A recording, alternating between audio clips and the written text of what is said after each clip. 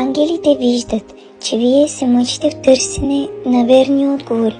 Не е съвпадение, че сте попаднали на този клип, а търсеният от вас отговор. Първа карта. Не спирай. Сега не е момента да се отказвате.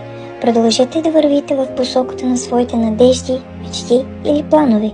Вие сте на прав път и ще видите напредъка. Стига да следвате избраната от вас посока. Много е важно да отстоявате позицията си и да вярвате в себе си. Не позволявайте на другите да ви изплашват, за да се откажете. Това, че те имат друга гледна точка, не означава, че вие не трябва да следвате сърцето си. Полезни хора, тази карта ви съобщава, че скоро в живота ви ще влезе човек, който ще ви помогне да сбъднете мечтите си.